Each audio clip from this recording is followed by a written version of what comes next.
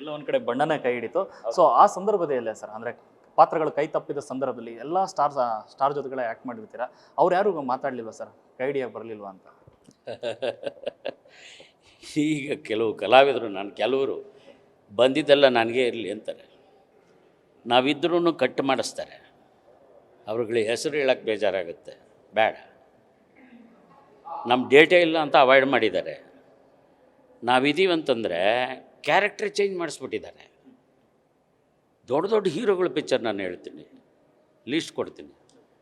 ಆ ಒಳ್ಳೆ ಪಾತ್ರ ಇದೆ ಅಂತ ಗೊತ್ತಾಗಿ ಆ ಕ್ಯಾರೆಕ್ಟರ್ ಅವನಿಗೆ ಬೇಡ, ಕಟ್ ಮಾಡಿಸಿ ಒಂದು 3-4 ಸೀನಿಗೆ ಹಾಕಿಸ್ಬಿಟ್ಟಿದ್ದಾರೆ.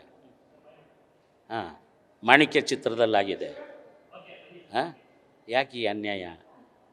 ಅದೇ ಬುಲ್ಬುಲ್ ಇದು ವೀರಮದಕರಿಲಿ ನನ್ನ ಪಾತ್ರ ನೋಡಿದ್ದೀರಿ. ನನಗೆ ಮತ್ತೊಮ್ಮೆ ಫೀನಿಕ್ಸ್ ಆಗಿ ಆ ಚಿತ್ರದಿಂದ ಎದ್ದು ಬರ್ತೀನಿ ಅಂದ್ಕೊಂಡೆ, ಮತ್ತೆ ತುಳಿದ್ರು. ಯಾರು ಈ ಕೆಲಸ ಮಾಡ್ತಾಯಿದ್ದಾರೆ? ಯಾಕೆ ಈ ಅನ್ಯಾಯ? ಏನು 100 ವರ್ಷ ಇರ್ತಾರ ಚಿತ್ರರಂಗದಲ್ಲಿ? ಸಾಧ್ಯ ಇಲ್ಲಲ್ಲ. ಈ ಹೊಟ್ಟೆ ಮೇಲೆ ಹೊಡಿಬಾರ್ದು ಒಬ್ಬರು ಕಲಾವಿದರಿಗೆ, ಅಲ್ವಾ? ನಮ್ಮ ಅನ್ನನ ಕಿತ್ಕೋಬಾರ್ದು. ಹಾಂ, ಅದೇ ನೀವು ಹೇಳಿದ ನಿಜ. ಅಂದರೆ ಬುಲ್ಬುಲ್ ಆಗಲಿ ವೀರಮದಕರಿ ಆಗಲಿ ಆ ಸಿನಿಮಾ ಆದ ನಂತರದಲ್ಲಿ ಮತ್ತೆ ಟೆನ್ನಿಸ್ ಕೃಷ್ಣ ಅವರಿಗೆ ಸೆಕೆಂಡ್ ಇನ್ನಿಂಗ್ಸು ದೊಡ್ಡ ಪಾತ್ರಗಳು ಹುಡುಕ್ ಬರುತ್ತೆ ಅನ್ನೋ ನಂಬಿಕೆ ಇತ್ತು. ಬುಲ್ಬುಲ್ ಚಿತ್ರ ಆದಮೇಲೆ ನೋಡಿ, ಬುಲ್ಬುಲ್ ಚಿತ್ರದಲ್ಲಿ ನನ್ನ ಪಾತ್ರ ನೋಡಿ ನನಗೂ ಖುಷಿ ಆಯಿತು. ಇಲ್ಲೇ 100 ಡೇಸ್ ಫಂಕ್ಷನ್ನು ಮಾಡಿದರು. ಮುಂದಿನ ಚಿತ್ರದಲ್ಲಿ ನಾನು ಇಲ್ಲ. ಯಾಕೆ? ಯಾರು ಹೇಳ್ಕೊಡ್ತಾ ಇದ್ದಾರೆ? ಪಾಪ ದರ್ಶನ್ ಅವ್ರಿಗೆ ಇವೆಲ್ಲ ಗೊತ್ತಿರಲ್ಲ. ಏನೋ ಇಲ್ಲ ಸಲ್ದನ್ನು ಸುಳ್ಳುಗಳನ್ನ ಹೇಳಿ ನಮ್ಮನ್ನು ಅವಾಯ್ಡ್ ಮಾಡಿಸಿರ್ತಾರೆ. ಹಾಂ, ಎಷ್ಟು ಜನದ ಲೀಸ್ಟ್ ಕೊಡಲಿ ಹಾಗೆ? ಇದು ಡಾಕ್ಟರ್ ರಾಜ್ಕುಮಾರ್ ಅವರು, ವಿಷ್ಣುವರ್ಧನ್ ಸಾರು, ಅಂಬರೀಷ್ ಅಣ್ಣವರಾಗಲಿ ಯಾರೂ ಈ ಥರ ಮಾಡಲಿಲ್ಲ. ಹಾಂ, ನೋವಾಗತ್ತಿದು. ನನ್ನ ಅಭಿಮಾನಿಗಳು ಬೇಜಾರು ಮಾಡ್ಕೊಂಡಿದ್ದಾರೆ, ಅವ್ರಿಗೋಸ್ಕರ ಮಾಡಬೇಕಾಗಿದೆ ನಾವು. ನನಗೆ ಬಿಡಿ, ಇವತ್ತಿಗೂ ಒಂದು ವೇದಿಕೆಗೆ ಹೋಗಿ ಒಂದು ಕಾರ್ಯಕ್ರಮ ಕೊಟ್ಟರೆ ನಂಗೆ ದುಡ್ಡು ಬರುತ್ತೆ, ಸಾಕು. ಅದರಲ್ಲಿ ತೃಪ್ತಿ ಸಿಗ್ತಾ ಇದೆ ನನಗೆ. ಆದರೆ ನಮ್ಮ ಅವಕಾಶಗಳನ್ನ ಯಾಕೆ ಕಿತ್ಕೋತಾ ಇದ್ದಾರೆ? ಇದು ಗೊತ್ತಾಗಲ್ವಾ? ಹೀರೋಗಳು ಯಾರು ಮಾತಾಡಬೇಕಲ್ಲ. ಹಾಂ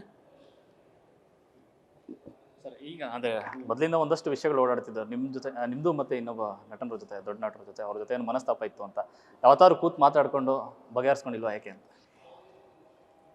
ಮತ್ತೆ ಒಂದಾದ್ವಲ್ಲ ನಾವು.